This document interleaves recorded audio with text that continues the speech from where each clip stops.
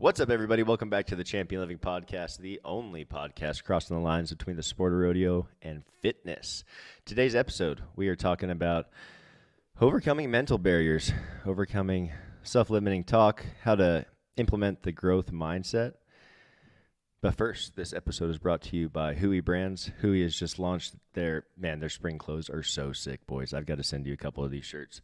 They are unreal. Their whole Habitat line it's next level. So check them out. GetYourHui.com. Use our discount code ChampionLiving, all one word, going to save you a 10% at discount. We're diving in the episode right now. Gentlemen. Douglas. Good. Douglas. No one ever calls me Douglas unless I'm in trouble, like my mom or something. You are in trouble. You are in trouble. Welcome to your intervention, bud. We're recording it. This is the only way we thought we could get you here.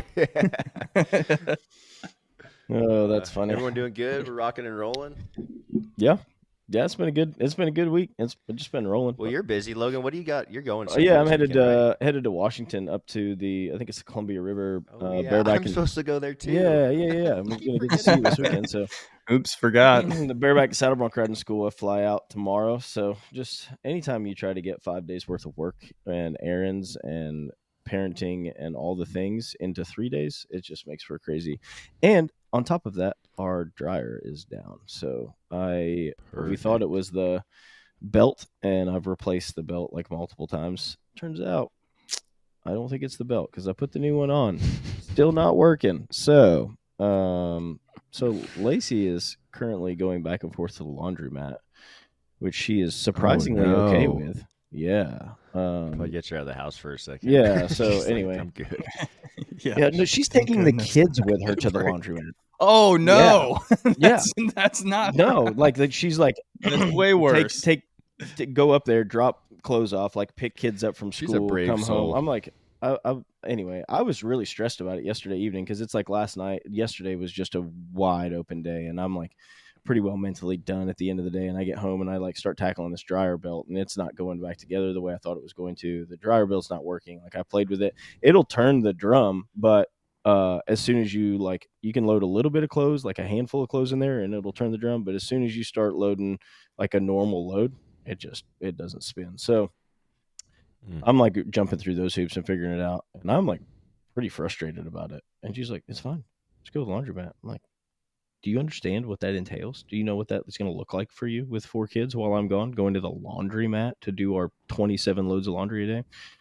Anyway, she's been surprisingly chill about it. Yeah, we're just gonna have to get Costco's got a hell of a deal going on right now. I just saw. Yeah, not in the budget for a new one for sure. But we'll just pull some money from debt, and we were gonna put on extra debt, and we'll get us another good used one probably next week sometime. So anyway, we're just like we're just patching the holes in the boat for the next few days. So we're gonna be getting by. But anyway. It's been Little House on the Prairie. Get the scrub boards out and get those kids scrubbing. For sure. Yeah, for sure. Go. Yeah, no, that's definitely a real possibility. Well, that school's going to be fun. I'm excited to go check that out. And kind of the Columbia River Circuit puts the school on over in Eastern Washington, like Logan was saying, and Ryan Gray is a part of that committee that does that. And they're helping the youth there, and they do a really cool thing in the summer. They have a whole permit challenge, and these guys can be on their permit, go to this series of rodeos, and they have a designated permit section, and their fees are paid for by the stock contractors, and they get a shot at, I think it's just like a pretty dang cool buckle and a little bit of prize money every rodeo, but there's pretty solid little grand prize, I think, for the end of challenge winner. But get to get on good horses. That circuit has a lot of good horses up there, and it's kind of one of those ones that not a lot of guys talk about, kind of missed over. So if you're on your permit, I would definitely check that out this summer, guys. Look at the Columbia River Circuit. I think you do have to declare that circuit as your home circuit, but I don't know why you wouldn't if you're going to go to all those rodeos anyways. Yeah, there's some cool rodeos up there. good rodeos to Dude, go to. they're some of my favorite. Yep. Like the PNW, that whole Oregon and Washington State run. Yep. Throughout August and September is the funnest thing to me. I love that run so much. Even the small rodeos, man. Yeah. Like, Ellensburg is cool, like Omac's cool, but even some of those ones that are dug off, like Canby, Oregon, is really, really fun. And they give away a badass knife every night to the nightly winners for each event. So there's just cool stuff like that. So all you guys that are rodeoing, make sure you don't sleep on the on that run and some of those smaller rodeos, so you don't have to go play with the big dogs. You can definitely duck off and go do some other things, and win some money and get on some good horses and see some cool places. Bingo. Cool places. Guys, today I want to dive into the self-limiting talk, kind of this belief that some people have of, I'm just not naturally talented enough to do this, or I don't have the, I'm not capable of doing that like Casey Field does, or like Sage Kimdy does, or like whatever one of those famous timed event people does. I was like drawing blanks. I'm like, I don't know any timed event people. Oh my god. But we run into this a lot, and I don't think I've ever personally thought I can't do that, but I've definitely been discouraged and had this, point of I don't want to do it anymore, or something like that, which I think they can kind of coincide on how we get out of that train of thought. So, go ahead. No, I think it's important to note too that, like, if you're listening to this and you're like, well, I don't have the natural talent or ability to excel in rodeo, I've never said that, so this is obviously not for me. I can tell you that over the 15 years of my professional rodeo career, I never once said that. But looking back at the end of my career, I definitely believed it. Dude, I didn't know that I believed that, right? It was a deep-rooted subconscious belief that I was always striving and trying to prove that I belonged to myself just as much to everybody else. And so this is for those, like, this episode might require you to do some digging. It's going to be a little painful. It's going to be a little it's going to be challenging for you to do that digging, but that's where you really find gold, right? Is you're going to find the treasure is in doing the hard stuff. So just because you've never said those words doesn't mean that it's not a limiting belief that's affecting you. Well, now that you say that, I'm looking back on just everything that happened in the part of my career that I wasn't that proud of. Not that I wasn't proud of. It was just tough. And that actually is what was happening. Is I wasn't saying you're not good, you aren't talented enough, but I didn't believe that I could get on that horse and do the fundamentals perfectly. And that, in the same sense, is exactly what you're talking about, right? Is I'm not talented enough to do this. I don't have the ability to do this. And so I would freeze up, and I would continue to do that horse after horse because, like you're saying. So, damn, I need to go to a counselor now. Dude, I'm going to tell you, I'm not going to lie. I spent a little bit of time at the tail end of my career actually working with your sister-in-law, with Paige, and I spent a little bit of time with her, and she asked me some really tough questions they really kickstarted this idea that I've carried through after I've been done riding bucking horses. And a lot of the epiphanies and moments that I've had where I realized who I really was as a competitor, it came after I quit, but it was all started by working with Paige, and like the questions she would ask me about, why do you think that?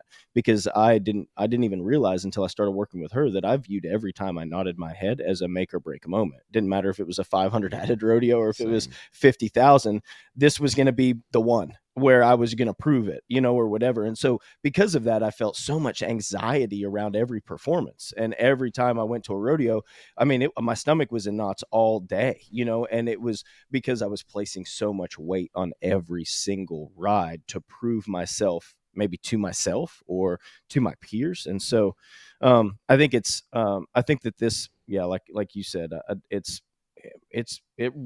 not fun to do. It's not fun to it's really like an oil change for you as an athlete mentally, right? Like, and it's not super enjoyable, but it's essential if you're going to grow as an athlete to be able to realistically assess where are those self-limiting beliefs. Mm-hmm. Yeah, that's absolutely true, man. Natural talent is something that I like to think about as it's potential, right? It's not something that it's not a fixed trait. It's not something you're born with and that's all you have. And I think a lot of people run down that rabbit hole of, like we just said, I'm never going to be good enough for this. That guy next to me he was just born that way. He's just better. That's just how it is. And that's just not true. And we see it all the time, especially in bareback riding, man. You see guys all the time, and not to be mean, but they suck at an early age or in the beginning, right? And I was one of those guys, and I was never even great. Yep. But they try hard, they just are not getting it. But over consistency of effort, putting in the time in the gym, in the practice, on the spurboard, getting in front of guys that can help you build, that are better than you, that can help build you up, that can give you tips. It's possible to get better. And we've seen guys that like I said, were terrible in high school and are now world champions. Yep. It's funny to listen to like Casey talk about getting on Humpty Dumpty and Bayronne and getting 2 jumped, right, by a horse jumping that high off the ground. But everybody's been there. The difference is he kept dialing in those fundamentals. He kept doing the little things that are going to make him better, which make that self-talk, make how you think about yourself. That view is different than, right? You think you're capable. You're much more confident in what you're doing. Yeah. So natural talent is not a fixed thing, guys. It's something I think that can be definitely moved on the scale. 100% can be moved on the scale. And don't get us wrong. There's definitely people that are more inept to accomplish things.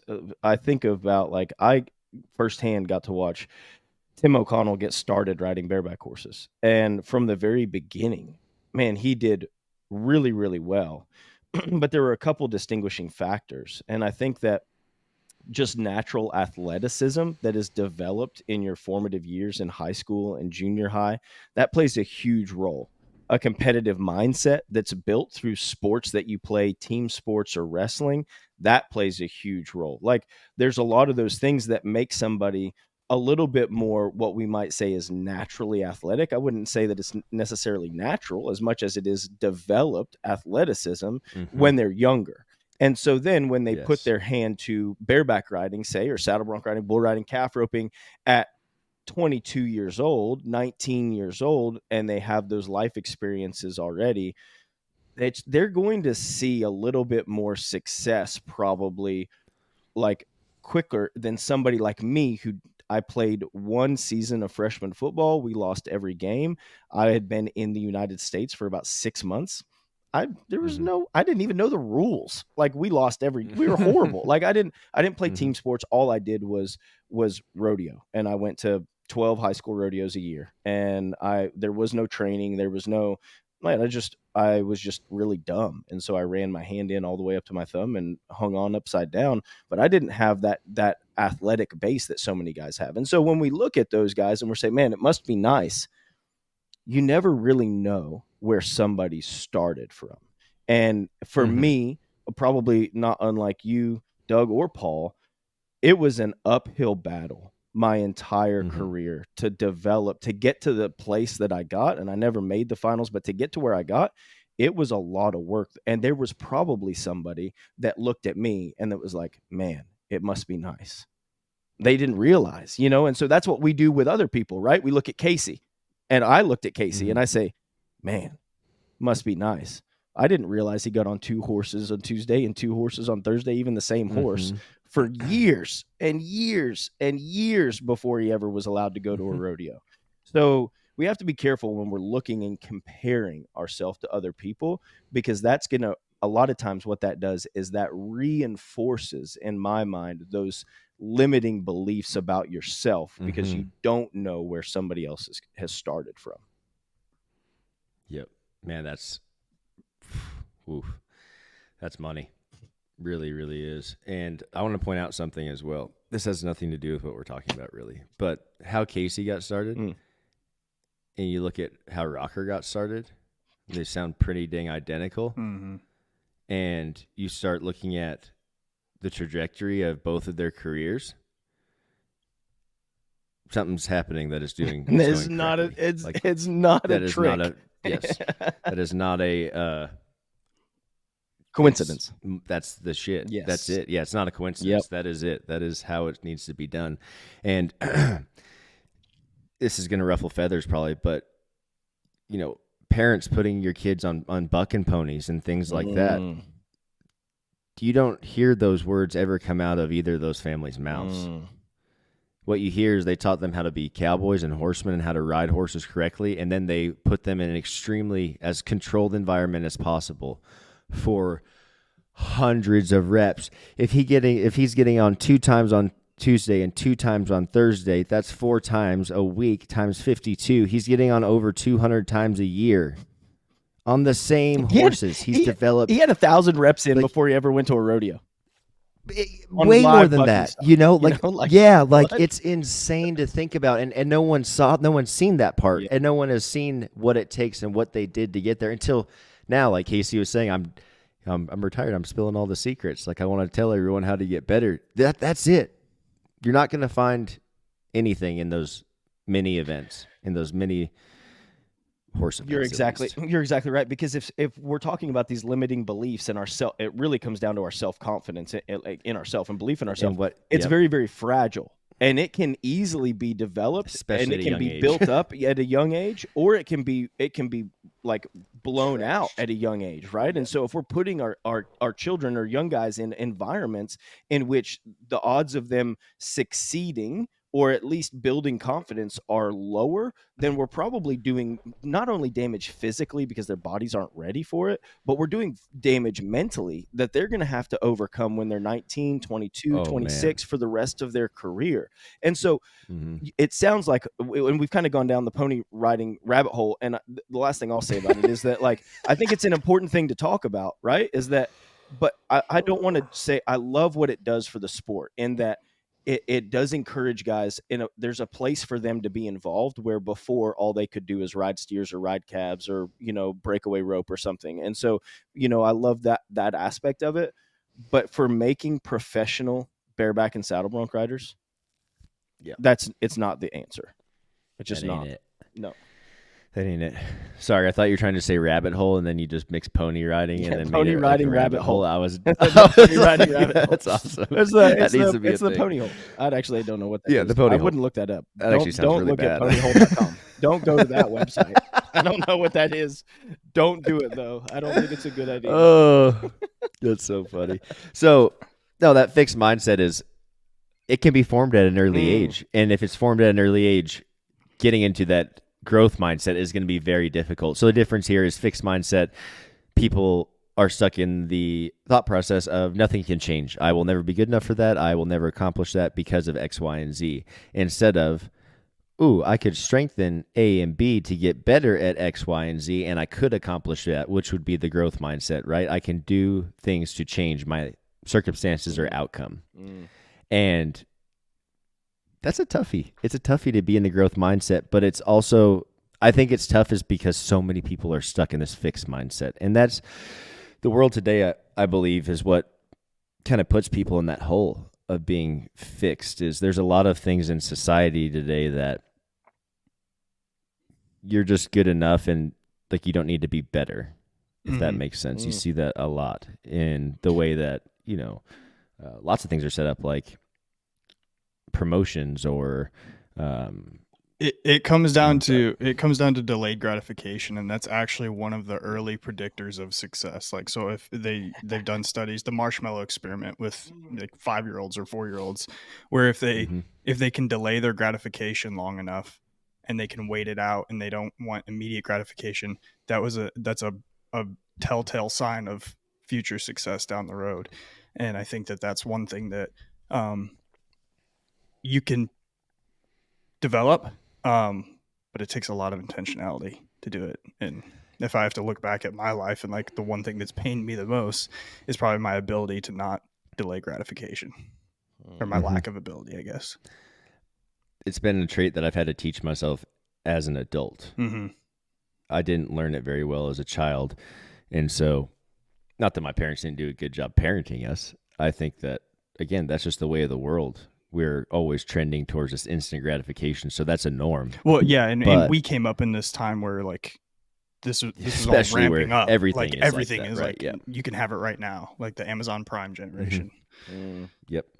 I think that it translates directly, like what this fixed mindset looked like. An example is that for a long time, I believed that I didn't ride strong horses well, that I just didn't do well in the eliminator pen. And I just wasn't. But if it was like something kind of wild, or anybody can ride hoppers, right? But that was where I thrived probably. And so that was a belief that I held on to for a long time. And I had a fixed mindset about it, that I just didn't ride strong horses well. It wasn't my thing. And so instead of diving into what are the basic principles of riding stronger horses and how can I get better at those things, and take that weakness that I believed I had, that I mean, in my years I got on Explosive Skies, I got on Assault, like I had on a handful of like stronger horses and had positive results, but it still clung onto that belief that I just didn't do well with those types of horses.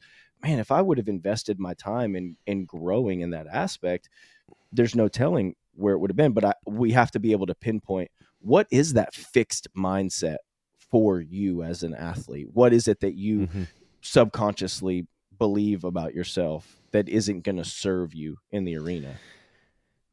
Dude, there's so many ways that can be brought to the surface, right? It can be that I'm not good enough to do this, or the judges never mark me, or I always draw the shitty horse, or there's a lot of different ways that a fixed mindset can come into play. And the way that you change your fixed mindset and move into that growth mindset. And I had to do this, and I've used this example a few times on the show, I think, but I was working at a restaurant, and this was after I had been injured. I couldn't rodeo, and so I was working there. But I had this, dude, if I got stiffed by one table or got a shitty tip or something like that, it would immediately affect my attitude and the whole shift would trend towards what my attitude was doing, essentially. So if I got stiffed and I was pissed about it, I would continue to usually not get great tips, and it wouldn't go well.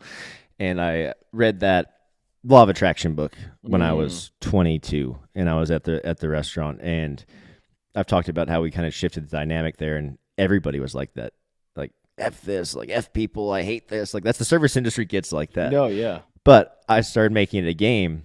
Even if I got stiffed, smile on my face, going to keep going as hard as I can, giving the best service I can, and it would always turn out. It would always get better. Even if I got stiffed by one, it would like double time on the way back on the next table. But if I was pissed about it, it never would. It was wild to see how it would work. But you can play this game with yourself where you have to be conscious of what you're thinking. But you start having that fixed thought of, I don't ride strong horses well. Hold up. I can ride strong horses well. Yep. I need to strengthen A and B to get better at that specific quality in those horses that I need to ride that I'm not doing great at. And then I will be better at it, and I can do this, right? But it'll never change if you don't actively monitor how you're thinking and what your thoughts are coming out because it's so natural, right? We think all day, every day.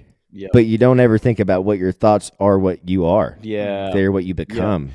If you are thinking you're not capable or able to do this, damn well better believe you ain't doing it. Yep.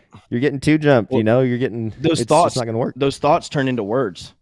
And man, the things that you say, once you put it out there, man, the tongue is the most powerful muscle in the body. I'm telling you, when you like speak that, and you can call it whatever you want to, like speaking it into existence or whatever, and you can pretend like you don't, but I'm telling you, the words that come out of your mouth will reinforce your beliefs about yourself. And so being very, very, very, very selective with the things that you choose to say or not say, it's absolutely, it's everything when it comes to changing a fixed mindset, developing a growth mindset. Those thoughts, they become words. And man, every time you put them out there, you lay a brick, and you're either building a jail or you're building a mansion. But those are your two options. Yeah. It's imperative that you change that if you're going through something with fixed mindset, right? Get into that growth mindset. use those examples we just used. Play a little game with yourself. If you need a book to read, what's it called? The Secret, Paul? Yep. Or Logan? Yeah, The Secret. Go read it. If you've never read that book, even if you're not into this, go read that book. Mm-hmm. It's short, easy read. You'll be done with it in a day or two, and it will change your life for real. Last thing I want to talk about is, now that we've talked about the fixed mindset, how to get into growth mindset, talked about natural ability. Now, this is something I like to use when I'm trying to overcome those things, right? To counteract what I'm thinking. And that's leveraging my personal strengths and things I have to strengthen those to fill in the voids that I'm missing on whatever's causing me insecurity or not being confident, right? So, Logan, you not riding horses well, right? Or strong horses well, sorry. Just in general. Yeah. You were really bad, all right? Sorry about that. Oh, cool. He got on a lot of horses. Riding was a different deal. But during that time, right, if I was to ask you, and say you had, I don't know, let's say you drove Delta Force or something, and you're sitting there going through it, and you're in that mindset where you know that you don't, or think that you don't ride strong horses well. If I was to ask you what you did well, what were your strengths and that abilities in that time, you probably wouldn't be able to name that many, right? Because you're so wrapped up in thinking all the things you can't do well. Exactly. So being able to, again, this is like the game, write out that list of things that you do well. You are good at things, and you have to acknowledge them, because that's how you're confident at something. If you never acknowledge that you're good at something, you don't have to go tell the world and be at a mountaintop with a megaphone and be like, I am so good at this. Like, you just have to tell yourself on the inside, hey, I am good at this part. Like, I am able to do that properly. And when you start to do that and acknowledge that your abilities are good and you are capable of doing certain things, it makes it easier to separate what you actually need to work on, because you can label out those weaknesses instantly. Say, I don't need to work on this as much. I need to really focus on these things because I've already got this part mastered. Well, do you guys ever do that? Yeah, I think you got to, just like you're saying, you got to pinpoint those things that aren't working well, and then find somebody that does those things really well. You know what I'm saying? Like go pick their brain. You have to be humble enough to say, I don't know, and I want to know. How can I learn from you? You know, and so like something comes to mind. Your brother, Richmond. You want to talk about riding strong horses well. I mean, load him up anything that's a 23 plus, and that dude's going to put a picture perfect spur ride on it 9 times out of 10. I mean, he does so well on stronger horses. And like, I mean, we knew each other younger. We were at the college finals. How much could I have, if I would have had the thought to, and had the humility to, as a peer, go and say, man, okay, like, I seem to struggle on the horses that you thrive on.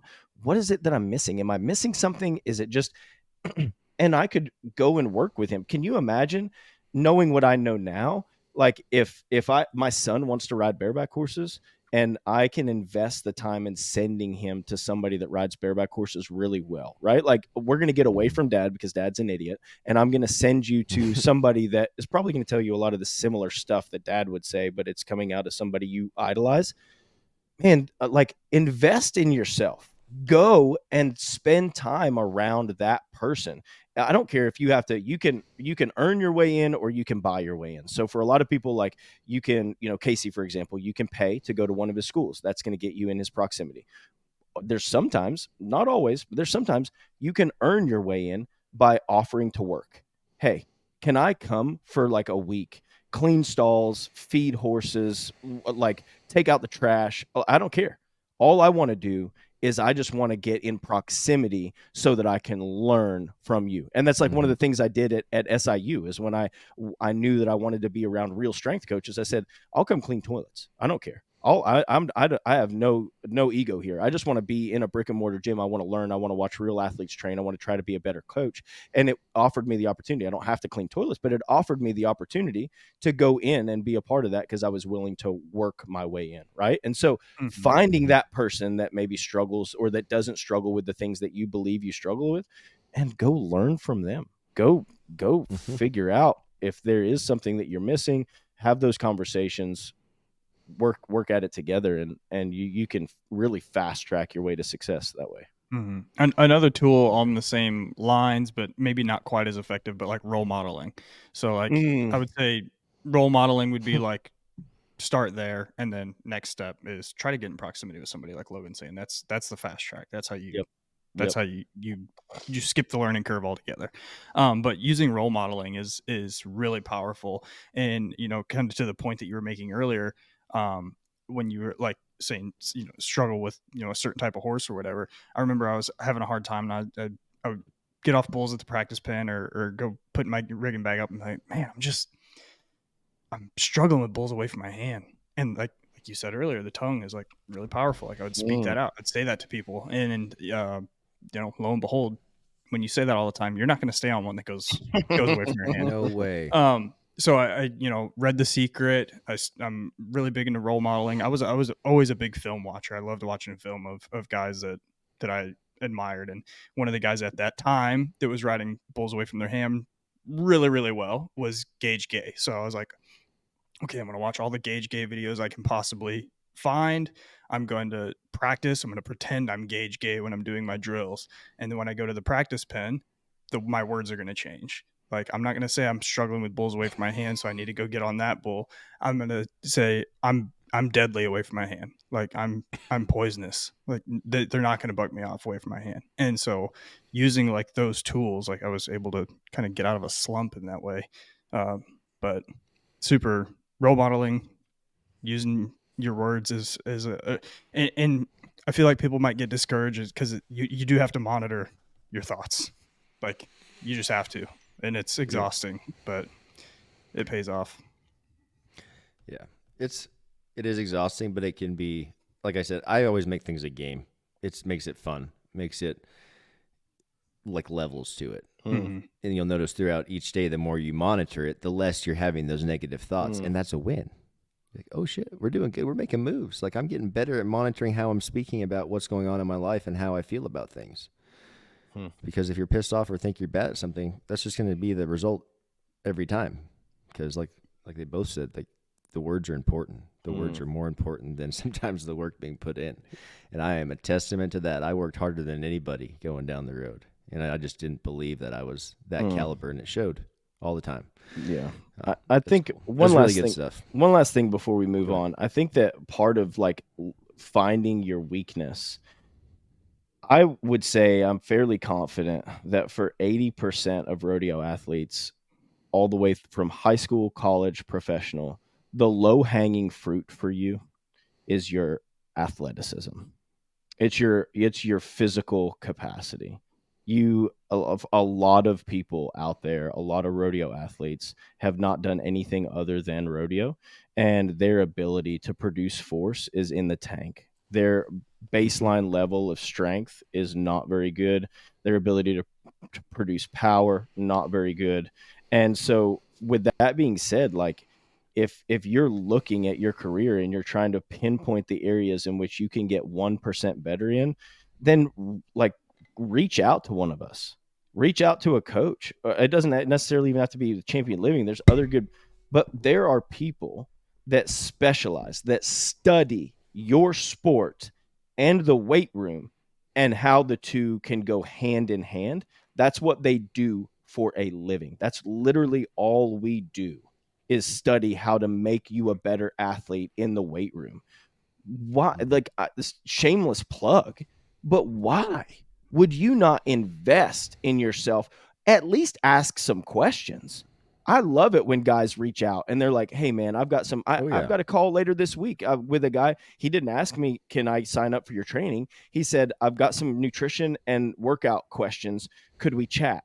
Absolutely, we can. Here's my link. Like, schedule a call. I would love to point you in the right direction. Maybe at some point in time you'll be a client, maybe not. But the bottom line is he took the initiative to understand where the low-hanging fruit was. What is his limiting factor right now? And it's probably his nutrition and his physical. He's probably doing the drills he needs to be doing. He's probably getting on practice stock, going to rodeos, but he's realizing he doesn't know what to do in the gym, and he took the initiative to reach out. He humbled himself and sent a DM.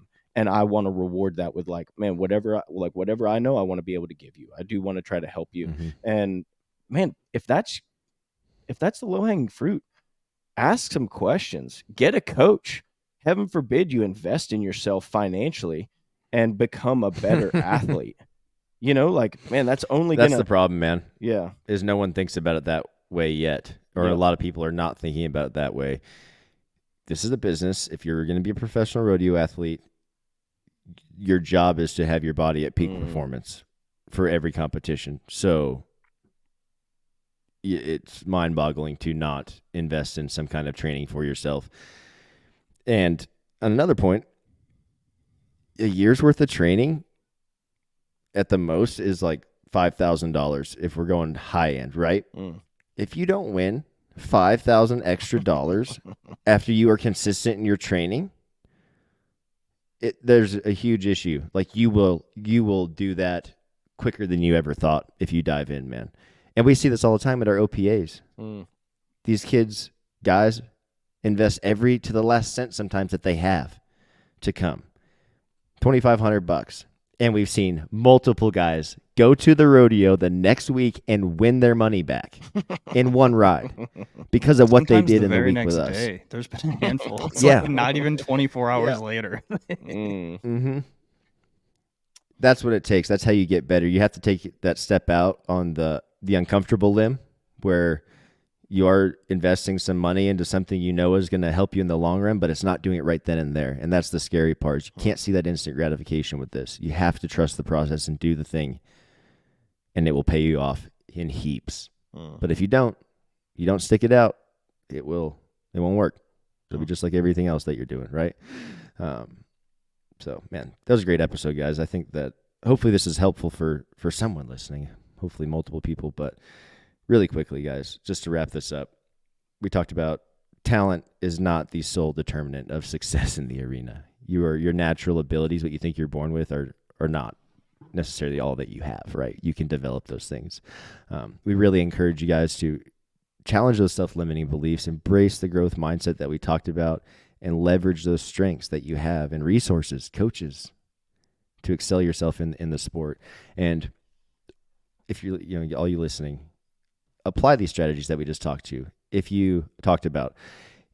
If you want us to have a game plan, write one out about how you're going to attack this and shoot it over to us. Dude, we'd love to see it. We'd love to chat with you guys. Like Logan was saying, like ask questions. That's what we're here for. And if you have or want to find out more about our coaching, swing over to the website, www.championlivingfitness.com. Click the Become an Athlete form. It's a free consult. You pay nothing. You get to talk to one of us, get all your questions answered about what we do. We get to talk about how we can help you. It's no harm, no foul. It's awesome. It's one-stop shop to figuring out what's going to be the best option for you when it comes to your nutrition and fitness. And if it isn't us, we'll tell you straight up. We will tell you that we are not the best option and give you another recommendation. But 9 different coaches that do an outstanding job. We have a lot of variety in our coaching staff that work with guys, girls, and all different events, and even people that are not in rodeo. And that's something that, dude, I got asked that a lot this last week. Do you train people that are not rodeo athletes? And the answer is hell yes. We absolutely do. We've even created a new platform with Train Heroic. Some of you may have heard it or may have not heard of it before, but it's essentially a platform similar to what we do on our app, but we've created a whole side that we're going to do for non-rodeo athletes, for those people that are either rodeo fans, rodeo parents, like to go hunting and fishing, hiking, get outside, get outdoors. We're going to have plans set up over there for all of you guys. Currently, we have just released the rodeo fan workout. So this is set up for anybody that may not be, dude, you may have competed previously and just be a fit person now. This workout would be dope for you. Like you would love it. It would make you feel like an athlete again. It would let you kind of test those limits in the gym, but also see some big gains in your strength and in your aesthetics. What else? Got to thank the rest of our sponsors, guys. Beastmaster, been with us since the beginning. Check them out at beastmasterrodeo.com. Use our discount code ChampionLiving24. Save you some money at discount on the best rodeo gear out there. Colorado Craft Beef, like I said, always loving on the beef sticks, man, or the tits. I just like to grab them on the go. 20 grams protein. Yeah, that's right. I said the tits, the cat's pajamas, whatever you want to call it. They're awesome. Hopefully he'll put that on their next official ad. But check them out. ColoradoCraftBeef.com. Use our discount code ChampionLiving. Going to save you some money at discount as well. And Power Pro CBD. Guys, I've been talking about Power Pro a lot recently. I am absolutely loving their tinctures. For my sleep. It has helped us sleep a lot. Lots of scientific research coming about the benefits of being able to get you into deep sleep, REM, and decrease inflammation throughout the body. And there's a lot more other benefits that I'm not scientifically registered to talk about. But those are my two important ones. And then their warming lotion is incredible. Absolutely incredible. I use it on the daily on my neck and shoulders. I constantly have tight traps. Logan can relate to that now because he's, like I said, welcome to the show, baby. Welcome to the stress show. Get some tight traps. But no, the balm is awesome. Guys, check that out at PowerPro, PWRpro.com. Use our discount code ChampionLiving. Going to save you a good chunk at discount as well. Guys, until next time, we'll catch you later.